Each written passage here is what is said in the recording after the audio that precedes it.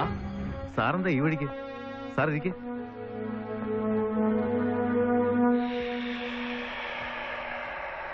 സാറിനെന്താ ഒരു ടെൻഷൻ പോലെ?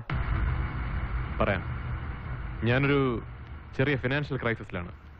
തനിക്കോ അബൂബക്കർ ഹാജിക്കോ എന്നെ സഹായിക്കാൻ പറ്റണം. പണമായിട്ടോ പ്രത്യോപകാരമായിട്ടോ ഞാൻ തിരിച്ചു തരും. ഒരു 5 lakhs. അബൂബക്കർ ഹാജി എത്താൻ വൈകുമെങ്കിൽ താൻ തന്നെ അറേഞ്ച് ചെയ്യേണ്ടി വരും. 5 lakhs എന്ന് വെച്ചാൽ 5 ലക്ഷം രൂപ. എനിക്കറിയാം, അതൊരു ചെറിയ എമൗണ്ട് അല്ല. പക്ഷെ അറയ്ക്കൽ അബൂബക്കർ ഹാജിയുടെ മകൻ ഷെറീഫിന് ഞെട്ടാൻ മാത്രമുള്ള വലിപ്പം അതിനില്ലെന്നും എനിക്കറിയാം. എന്നാര് പറഞ്ഞു സാർ? 24 മണിക്കൂറും കണ്ണും തുറന്നിരിക്കണം ഞങ്ങൾക്ക് 10 രൂപ ഉണ്ടാക്കാൻ. നിങ്ങൾക്കതിന് ഇരുന്നിടത്തിരുന്ന് വെറുതെ ഒന്ന് കണ്ണടച്ചാൽ മതി. അപ്പൊ പിന്നെ പണത്തിന്റെ വില അറിയുന്നത് നിങ്ങൾക്കാണോ ഞങ്ങൾക്കാണോ? പിന്നെ സ്നേഹവും സൗഹൃദവും ഒക്കെ ശരി, പക്ഷെ പണം എപ്പോഴും പണം തന്നെയാ. അവിടെ സ്നേഹവും ഇല്ല, സെന്റിമെന്റ്സും ഇല്ല. ഇത് ഞാൻ പറഞ്ഞല്ല, സബ് ഇൻസ്പെക്ടർ സോളമൻ സാറിന്റെ തിയറിയാ. ഷെറീഫെ, സംസാരിച്ചു കളയാൻ എനിക്കിപ്പോ സമയമില്ല. എനിക്കറിയേണ്ടത് ഇത്രയേ ഉള്ളൂ, യെസ് ഓർ നോ. കാശ് കിട്ടുവോ ഇല്ലയോ? ഞാൻ ഇത്രയും പറഞ്ഞതിന്ന് സാറിനത് മനസ്സിലായില്ലെങ്കിൽ പിന്നെ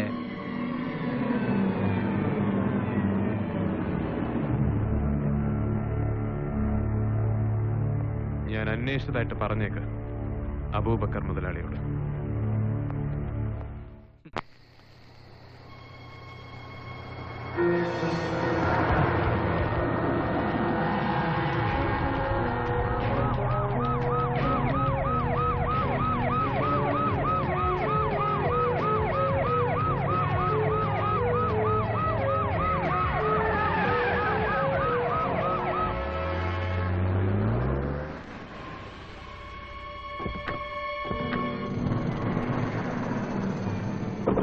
ഷെറീഫെ, കാര്യമൊക്കെ ശരി തന്നെ.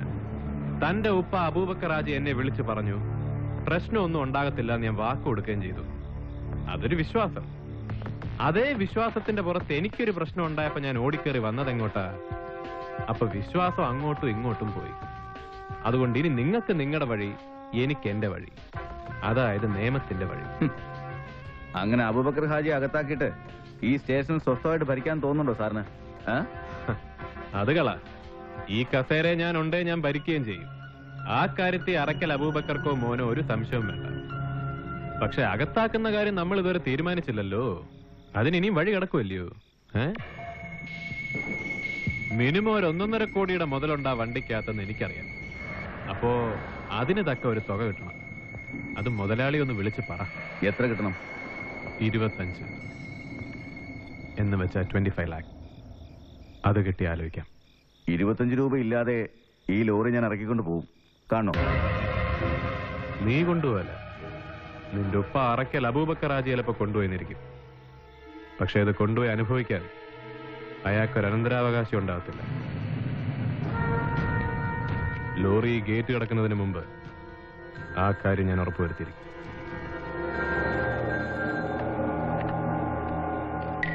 Hello, sub ഇൻസ്പെക്ടറാ? ഞാൻ തപ്പിക്കൊണ്ടിരിക്കുവായിരുന്നു. എവിടെ ഉണ്ട് ഇപ്പോ? ഞാനിപ്പോ വീട്ടിലെത്തിയതേ ഉള്ളൂ. കാര്യം പറഞ്ഞു. എന്താ വേണ്ടെന്ന് വെച്ചാ നമുക്ക് ചെയ്യാം. നിങ്ങൾ ലോറി വിട്. രാവിലെ ചരക്ക് അവിടെ എത്താനുള്ളതാ. ലോറി ഞാൻ വിടാം. പക്ഷെ ഒരു എമൗണ്ട് ഞാൻ ഷെറീഫിനോട് പറഞ്ഞിട്ടുണ്ട്. 10 പൈസ അതിൽ നിന്ന് കുറയല്ല. ഒന്ന് ഇതുവരെ വന്നാ നമുക്ക് കാര്യങ്ങൾ സെറ്റിൽ ചെയ്യാം. എന്തേ? ഞാൻ വരാം. പക്ഷെ മുതലാളി സോളമനെ കളിപ്പിക്കാന്ന് വിചാരിക്കുന്നുണ്ടെങ്കിൽ, കാൽപ്പാട് കണ്ടാൽ അത് പുലിയാണോ പൂച്ചയാണോ എന്ന് മനസ്സിലാക്കാനുള്ള വിവരമൊക്കെ പടച്ചോ നമുക്ക് തന്നിട്ടുണ്ട്. നിങ്ങൾ വരീം.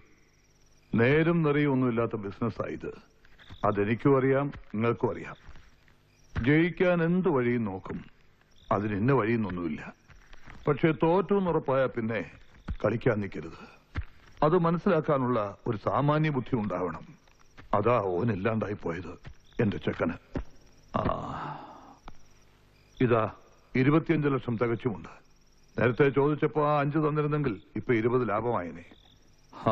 പറഞ്ഞിട്ട് കാര്യമില്ല. 25 തികച്ചും പോണമെന്നായിരിക്കും അറയ്ക്കൽ അബൂബക്കർ ഹാജിയുടെ വിധി. പോകാൻ വരട്ടെ. നമ്മൾ ചെയ്യേണ്ട കാര്യം നമ്മൾ ചെയ്തു. ഇനി നിങ്ങൾ ചെയ്യേണ്ട കാര്യം നിങ്ങൾ ചെയ്തിട്ട് പൊക്കോളി.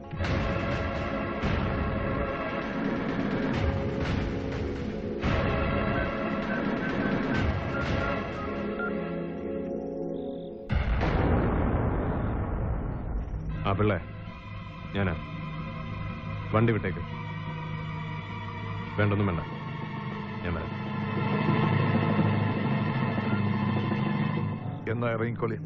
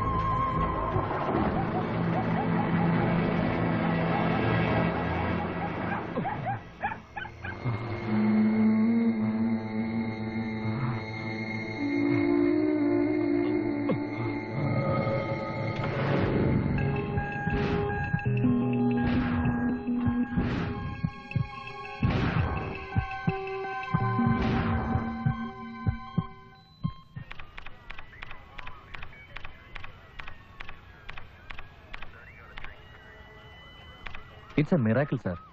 ഡോക്ടേഴ്സിന് തീരെ പ്രതീക്ഷ ഉണ്ടായിരുന്നില്ല. ഒന്നുകിൽ ആരുടെയെങ്കിലും പ്രാർത്ഥന, അല്ലെങ്കിൽ ഏതോ മുജ്ജന്മ പുണ്യം. അതല്ലാതെ മെഡിക്കൽ സയൻസിന്റെ കഴിവല്ലാന്നാ പറയുന്നത്. എത്രയും പെട്ടെന്ന് നല്ല സ്റ്റേറ്റ്മെന്റ് എടുക്കണം. എന്നിട്ട് FIRന്റെ ഒരു കോപ്പി എന്റെ ഓഫീസിൽ എത്തിക്കാൻ സുരേഷിനോട് പറയൂ. സർ, രക്ഷപ്പെട്ടു എന്ന് പറഞ്ഞാൽ വിശ്വസിക്കില്ലെന്നാ കേട്ടത്. അതിന് മാത്രം വെട്ടും കുത്തും ഉണ്ടായിരുന്നത്ര ശരീരത്തില്. ഇത്തവണ എണ്ണം കുറച്ച് കൂടിയെന്നേ ഉള്ളൂ.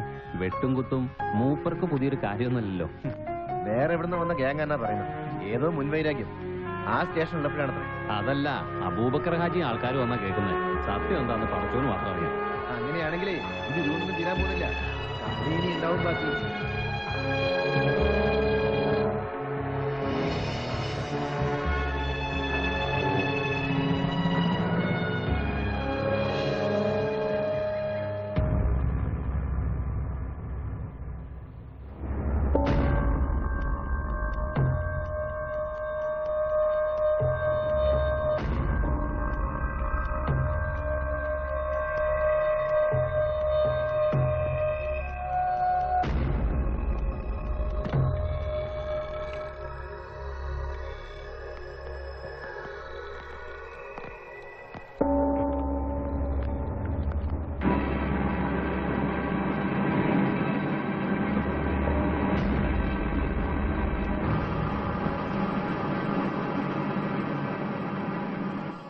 വിവരങ്ങളൊക്കെ ഞാൻ അറിഞ്ഞായിരുന്നു.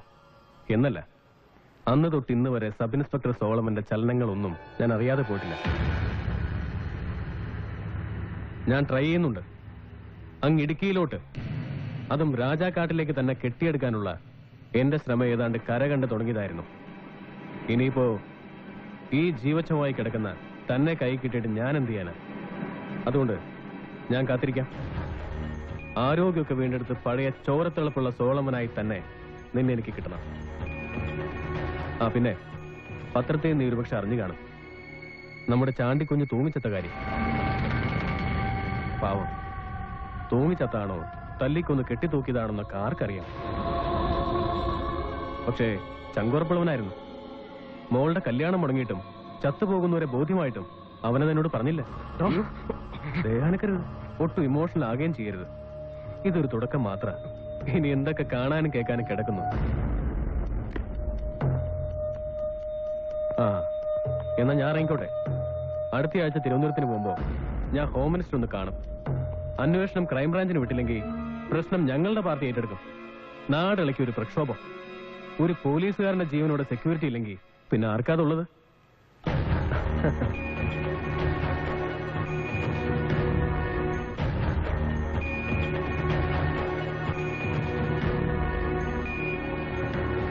ദീപ് സാറിനെ കണ്ടപ്പോഴാ പറഞ്ഞേ എഴുന്നേറ്റ് നടക്കാറായി ഇത്രേ. കൂടി വന്ന ഒരാഴ്ച അതിനുള്ള ആസ്പത്രി വിടുന്നാ പറഞ്ഞേ. ആസ്പത്രി വിട്ടാലും പഴയ പോലെ ഉച്ചിലൊന്നും ഉണ്ടാവില്ല. അമ്മാരി കിട്ടലല്ലേ കിട്ടിയേ. കിട്ടാണ്ട് നിൽക്കുവോ? മുട്ടിയത് ആരോടാ? അബൂബക്കർ ഹാജിയോടെ. മൂപ്പരിന് ഏറെ കാലമൊന്നും ഇവിടെ ഉണ്ടാവില്ല. എവിടെയെങ്കിലും സ്ഥലം മാറിപ്പോണായിരിക്കും നല്ലത്.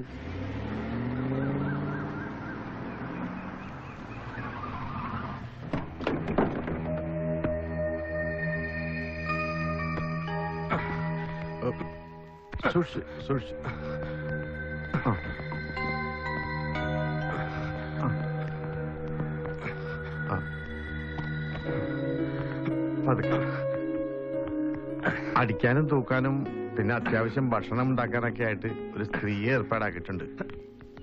പിന്നെ ഞങ്ങളാരെങ്കിലും ഒക്കെ മാറി മാറി ഇവിടെ ഉണ്ടാവും. എന്നാലും ഉപ്പോളം വരില്ലല്ലോ ഉപ്പിലിട്ടത്. സുരേഷ് സാർ ഇന്നലെ പറഞ്ഞതാ, നാട്ടിലേക്കോ മറ്റോ ഒരു ട്രാൻസ്ഫറിന് അപ്ലൈ ചെയ്താ ഇപ്പോഴത്തെ ഒരു അവസ്ഥയിൽ പെട്ടെന്ന് നടക്കും. അല്ല, ഞങ്ങൾക്കാർക്കും ഒരു ബുദ്ധിമുട്ടുണ്ടായിട്ടല്ല, സാറിന്റെ സൗകര്യം. അതുകൊണ്ട് ഞാനങ്ങനെ പറഞ്ഞേ ഉള്ളൂ. പകരം ചോദിക്കാനോ കണക്ക് തീർക്കാനോ ഒന്നുമല്ല.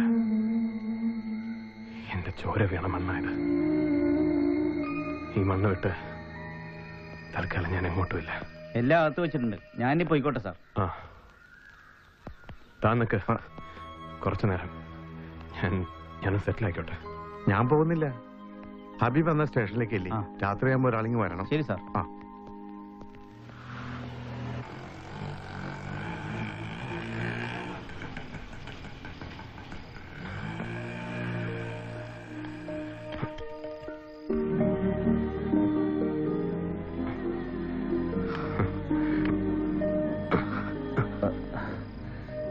എന്നാലും നിന്നെ ഈ രൂപത്തിൽ കാണേണ്ടി വന്നല്ലോടാ എനിക്ക്. സാരമില്ലച്ചോ, അച്ഛൻ തന്നെ പലപ്പോഴും പറയാറുള്ളത് പോലെ വാളെടുത്തവനെ കാത്തിരിക്കുന്നത് വാളല്ലാണ്ട് വരികയല്ലോ. അത് പോട്ടെ, അച്ഛൻ ഈ അസുഖങ്ങളെല്ലാം കൂടെ വെച്ചോണ്ട് ഇത്രയും ദൂരം യാത്രയും ചെയ്ത്. മറ്റേ മോനെ, നീ എന്നെ കൊണ്ട് അധികം പറയിപ്പിക്കരുത്. ഇവിടെ ആരേലും വിട്ടൊന്ന് ഫോൺ ചെയ്ത് അറിയിക്കാമായിരുന്നില്ലേ? 19 ദിവസം ആശുപത്രി കിടന്നെന്നും തിരിച്ചു കിട്ടുകയില്ലാന്ന് വിചാരിച്ച അത്രയും സീരിയസ് ആയിരുന്നെന്നും ഒക്കെ നാട്ടുകാർ പറഞ്ഞിട്ട് വേണോടാ ഞാൻ അറിയാൻ. അച്ഛനെ അറിയിച്ച അത് കളരിമുറ്റത്തറിയും. പിന്നെ നെഞ്ചത്തടി നിലവിളിയൊക്കെ ആയിട്ട് ആ പെങ്കൊച്ചുങ്ങളെല്ലാം കൂടെ അത് അറിയിക്കണ്ടെന്ന് പറഞ്ഞു. എടാ കുരുത്തം കെട്ടവനെ, ഒരു മനുഷ്യനാകുമ്പോ ഇതുപോലൊക്കെ പറ്റുകയും ആശുപത്രി കിടന്നിരിക്കുകയും ചെയ്യും. ആ സമയത്ത് നോക്കുന്നതും ശുശ്രൂഷിക്കുന്നതും ഒക്കെ അമ്മയും പെങ്ങന്മാരൊക്കെ തന്നെയാ, അല്ലാതെ പോലീസുകാരല്ല. അച്ഛൻ എപ്പം പോകുന്നു കുറിച്ച് തന്നെത്തുന്ന? ആ എന്റെടാ, ഇന്നലെ രാത്രിയിലാണ് ഞാൻ വിവരം അറിയുന്നത് തന്നെ. പിന്നെ അവിടുത്തെ കാര്യങ്ങളൊക്കെ ആരെങ്കിലും ഏൽപ്പിക്കണ്ടായോ? വെളുപ്പിനത്തെ കോട്ടയം ഫാസ്റ്റിന് പുറപ്പെട്ടതാ. 5 6 ബസ് മാറി മാറി കയറി ഇറങ്ങി ഇവിടം വരെ എത്തിയത്. എന്റെ കർത്താവേ, എന്നാ ക്ഷീണവാ. എന്നാ അച്ഛനൊരു കാര്യം ചെയ്യ്, കുളിച്ചേച്ച് എന്തേലും കഴിച്ചിട്ട് കയറി കിടക്ക്. കാര്യങ്ങളൊക്കെ നമുക്ക് രാവിലെ സംസാരിക്കാം. ആ ശരി, മതി മതി. ഒരെണ്ണം കൂടി. ഹോട്ടൽ ഭക്ഷണം പോലെ അല്ല, ഒരെണ്ണം കൂടുതൽ കഴിച്ചാലും ദഹനക്കേടൊന്നും ഉണ്ടാവില്ല. ദഹനക്കേട് ഉണ്ടായാൽ തന്നെ എന്നാ പിള്ളേച്ച, കുടുംബത്തിലെ പെണ്ണുങ്ങളുണ്ടാക്കുന്ന ഭക്ഷണത്തിന്റെ രുചി എന്താണെന്ന് ഇവൻ ഇതുവരെ അറിഞ്ഞിട്ടുണ്ടോ? ആ ഇവനൊന്ന് നേരെയാവട്ടെ, എന്നിട്ട് നമുക്ക് ഇവനെ കൊണ്ടൊരു പെണ്ണ് കെട്ടിക്കാം. എന്നാലെങ്കിലും ഇവനൊന്ന് നന്നാവുമല്ലോ. ഞാൻ നന്നാവണമെങ്കിൽ പാലത്തിങ്കൽ അച്ഛനല്ല, മിഷിക തമ്പുരാൻ വിചാരിച്ചിട്ടും കാര്യമില്ല. അതിന് ഞാൻ തന്നെ വിചാരിക്കണം. അങ്ങനെ സ്വയം നന്നാവാൻ തോന്നുന്നൊരു കാലം വരികയാണെങ്കിൽ ഞാൻ അച്ഛനെ അങ്ങോട്ട് വിളിച്ച് പറഞ്ഞോളാം പെണ്ണ് അന്വേഷിക്കാൻ. ഓ, പട്ടിയുടെ വാല് താനെ നിവരുന്നതും നോക്കി ഞാൻ അവിടെ ഇരിക്കാം. പള്ളിമേടയിലല്ല, പള്ളി ചിമ്മിത്തേരിയില്ല. അന്ന് നിനക്ക് തോന്നൂടാ ഞാൻ ഈ കിടന്ന് കാറിയതൊക്കെ എന്നാത്തിനാണ്. നന്നാകാനുള്ളതല്ല പിള്ളേച്ച, ഇവൻ നന്നാകുന്നതും കോഴിക്ക് മുല വരുന്നതും ഒക്കെ ഏതാണ്ട് ഒരു കാലത്തായിരിക്കും. ആ, ഞാൻ ഇറങ്ങുക. എനിക്ക് അവിടെ ചെന്നിട്ട് ഒത്തിരി കാര്യങ്ങളുള്ളതാ. ഇപ്പൊ തന്നെ പോണോ? നമുക്ക് വർത്താനമൊക്കെ പറഞ്ഞിരുന്നിട്ട് വൈകുന്നേരം പോവാച്ചോ? അത് പോരടാ, അവിടുത്തെ കാര്യങ്ങളൊന്നും നിനക്കറിയാഞ്ഞിട്ടാ. ഒരു ദിവസം മാറി നിന്നാൽ തന്നെ എല്ലാം കുത്തഴിഞ്ഞു പോകും. രണ്ടാമതൊന്ന് കൂട്ടിക്കെട്ടുക എന്ന് വെച്ചാ വലിയ മെനക്കേടാ. എന്നാ പിന്നെ പിള്ളേ ആ ജീപ്പിൽ കൊണ്ട് വിടും ബസ് സ്റ്റാൻഡ് വരെ. പിള്ളേ